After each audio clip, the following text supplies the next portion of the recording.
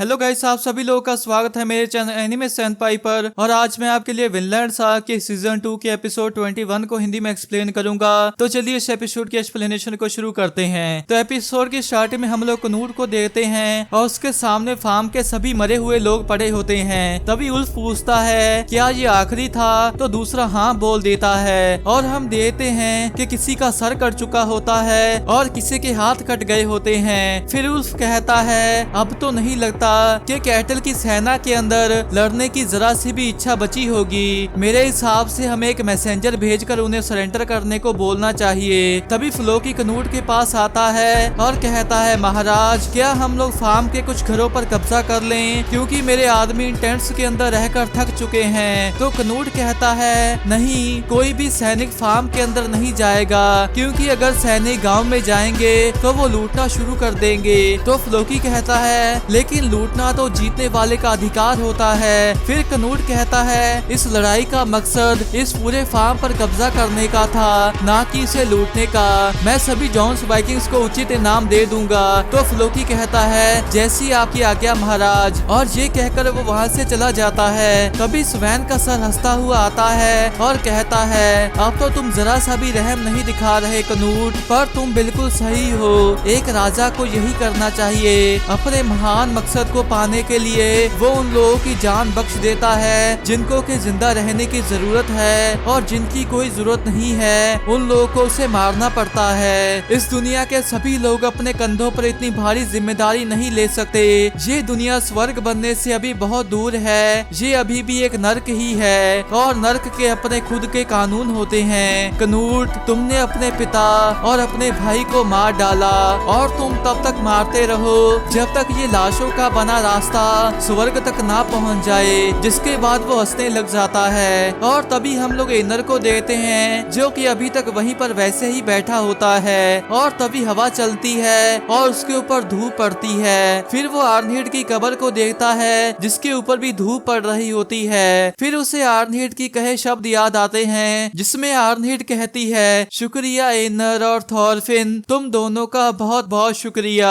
फिर वो पीछे की ओर मुड़कर देखता है पर वहाँ पर कोई भी नहीं होता। जिसके बाद वो खड़ा होता है और शौक सा हो जाता है। इसके बाद हम लोग फोर्ट का सीन देखते हैं जहाँ पर सभी लोग दर्द के कारण तड़प रहे होते हैं, और हम लोग ओलमार को भी वहाँ पर चलते हुए देखते हैं। और वो आगे आकर शौक में दूसरी ओर देखता है और उसका कवच नीचे गिर जाता है, और हम लोग वहाँ पर बहुत से लोगों को जख्मी हालत में देखते हैं, और जहाँ तक कि कुछ लोग मर भी चुके होते हैं। और ये नजारा देखकर ओलमर पूरी तरह से डर जाता है। तभी उसकी पुरानी गर्लफ्रेंड उसको आवाज मारती है और कहती है छोटे मास्टर, मेरे पिताजी के दोनों हाथ जा चुके हैं। और हम देखते हैं कि उस आदमी के दोनों हाथ कट चुके होते हैं, जिसे देखकर ओलमर और भी घबरा जाता है। और वो आदमी कहता है छोटे मास्टर प्लीज मेरी बेटी और मेरे परिवार का ध्यान रखना। और वो लड़की भी और रोने लग जाती है और ओलमर डर कर पीछे होने लग जाता है। पर तभी वो ब्रॉड से टकरा जाता है और वो कहता है तुम तो एक सुअर को भी नहीं काट पाए। जिसके बाद वो घबराकर पीछे देखता है लेकिन वहाँ पर कोई भी नहीं होता, और फिर उसे उल्टी आ जाती है। जिसके बाद वो लड़की उसके पास जाती है और उसके पीठ पर हाथ फेरती हुई कहती है क्या आप ठीक हो छोटे मास्टर? क्या आपको भी चोट लगी है? क्या आपके पेट में लगी है? क्या आपका पेट दर्द कर रहा है? और हम देखते हैं कि ओलमा रो रहा होता है, और इधर स्नेक कहता है उन्होंने हमें दूसरी बार सरेंडर करने को कहा है। पूरे कैटिल परिवार का सरेंडर करना ही उनकी शांति के लिए शर्त है, पर आप लोगों को फिर भी देश से बाहर निकाल दिया जाएगा। तो इसलिए आपको डिसाइड करना है कि क्या हम लोग लड़ें या फिर सरेंडर करें। तो कैटिल की बीवी कहती है क्या तुम मजाक कर रहे हो? मैं इस देश को छोड़कर नहीं जाना चाहती। क्या वो लोग ये सोच रहे हैं कि हम लोग इस जमीन को छोड़ देंगे और भिखारी बन जाएंगे? स्नेक ये सब इसीलिए हुआ क्योंकि तुम एक कायर हो।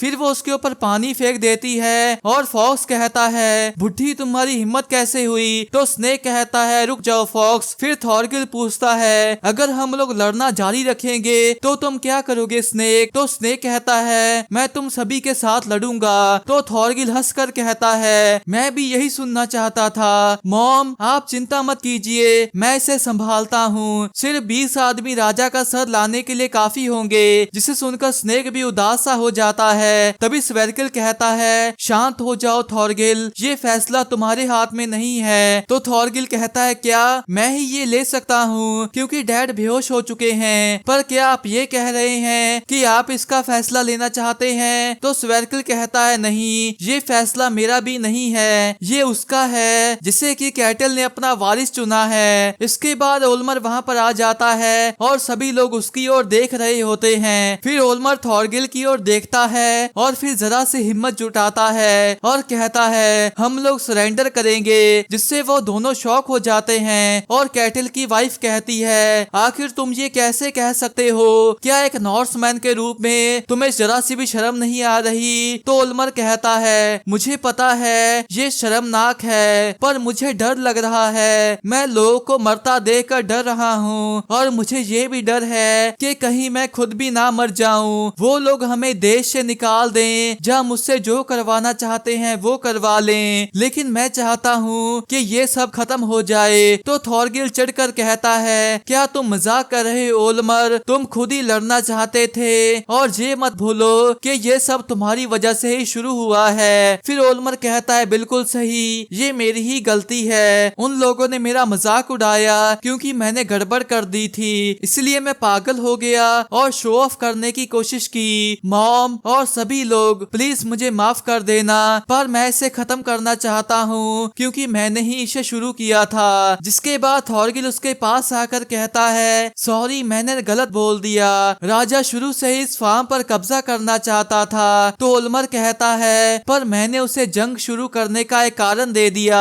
फिर थॉरगिल कहता है, लोग हमेशा लड़ने का कोई ना कोई कारण निकाल ही लेते हैं। अगर तुम ना होते तो फिर मैं या डैड होते, पर तुमने उस समय अपने सम्मान को बचाया। सुनो ओल्मर, तुमने अच्छा किया था। तुम्हारा सम्मान तुम्हारी जान से भी ज्यादा कीमती है। तो अब एक और बार हमें नॉर्स योद्धा का साहस दिखाओ। तभी वो उसके हाथ को हटाकर कहता है, नहीं, वो साहस नहीं था। मैंने राजा के सामने गड़बड़ कर दी थी। मैं एक नालायक इंसान हूँ जिसका कि मजाक उड़ाया जाना चाहिए, पर मेरे अंदर उस मजाक को शांति से सहने का साहस नहीं था। मैं तुम्हारी तरह नहीं बन सकता भाई। मुझे नॉर्स योद्धाओं के सम्मान की कोई परवाह नहीं है। मैं सरेंडर करने वाला हूँ, तो इसलिए अगर मुझ पर हंसना चाहते हो तो हंस लो। फिर स्वेरकिल कहता है, तो परिवार के दूसरे मुखिया ने अपना फैसला ले लिया है। ओल्मर, जाओ जाकर किंग कनूट को अपना फैसला सुना दो।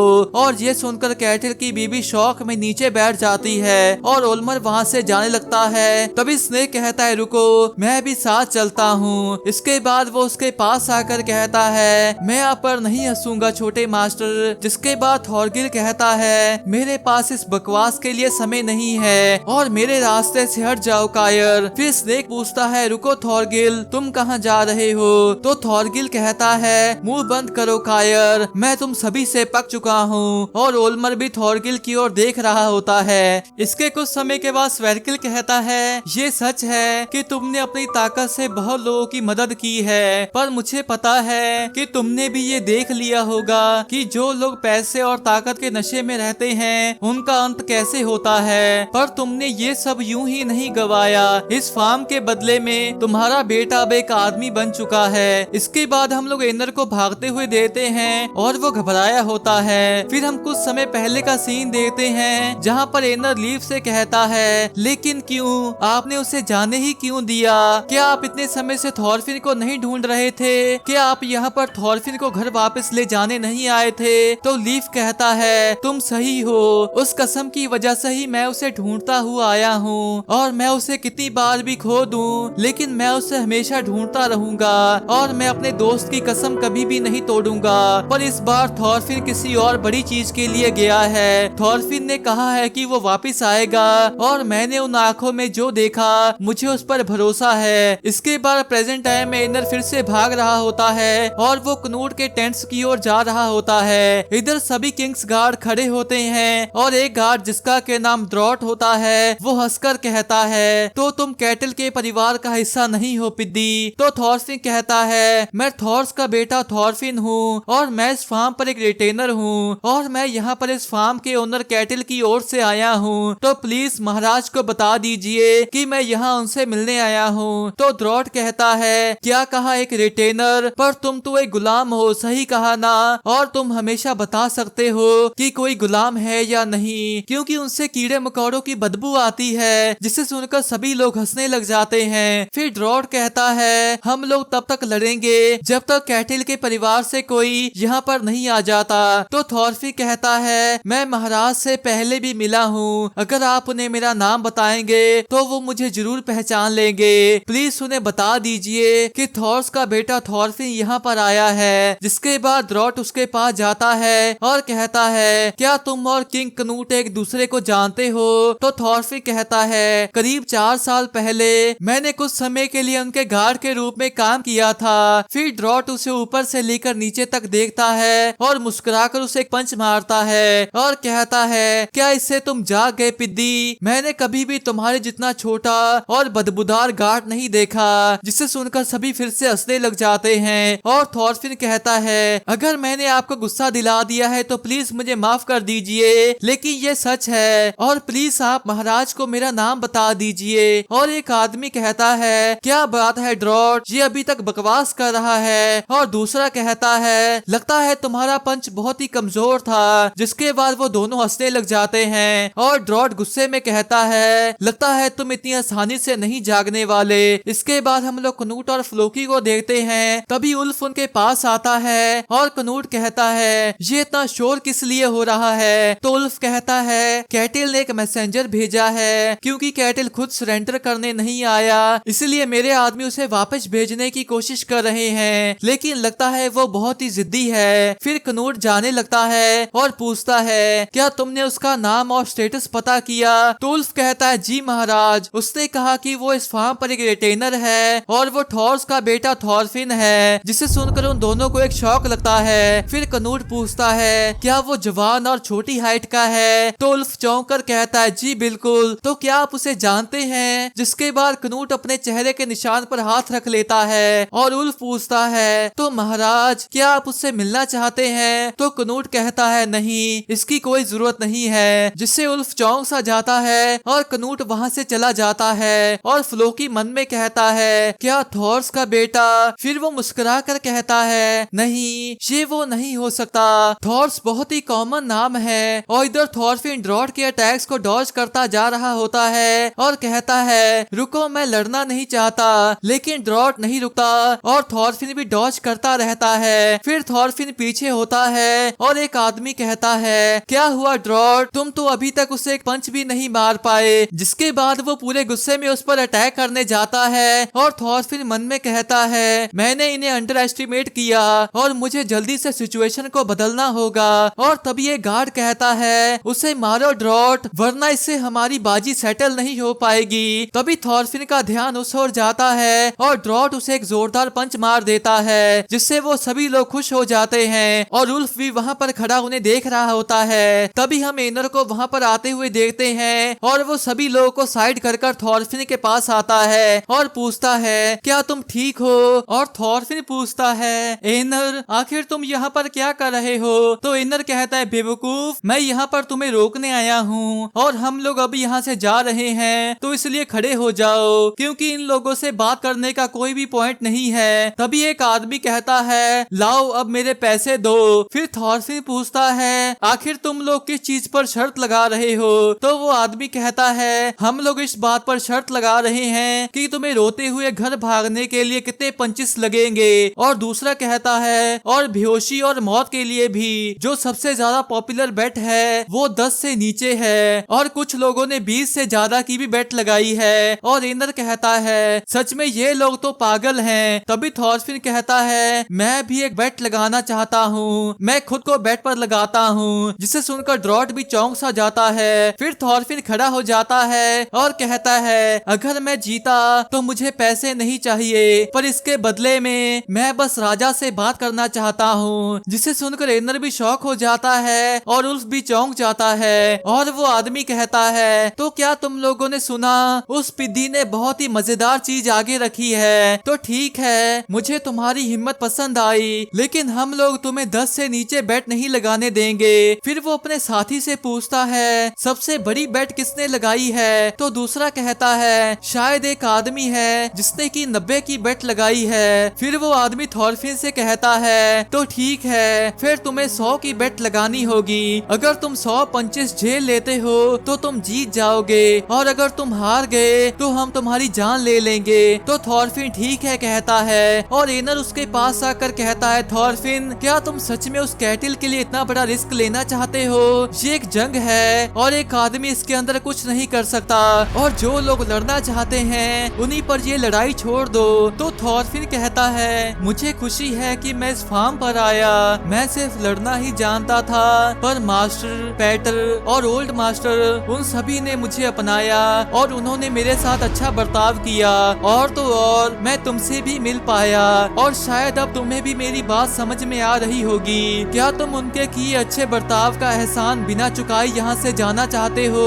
जिससे एनर भी सोच में पड़ जाता है, और थॉरफिन जाते जाते कहता है चिंता मत करना एनर, 25 और मार खाने की भी एक ट्रिक होती है, और मुझे तो 25 और मार खाने की आदत है। फिर थॉरफिन ड्रॉट के सामने आ जाता है, और कुछ लोग ड्रॉट का मजाक उड़ा रहे होते हैं कि वो एक बिद्दी को भी नहीं हरा पा रहा, जिससे ड्रॉट पूरे गुस्से में आ जाता है और कहता है the great bear killer drought का आज तक कभी भी ऐसा मजाक नहीं उड़ाया गया, तो इसलिए अब मैं तुम्हें मार डालूंगा पिद्दी।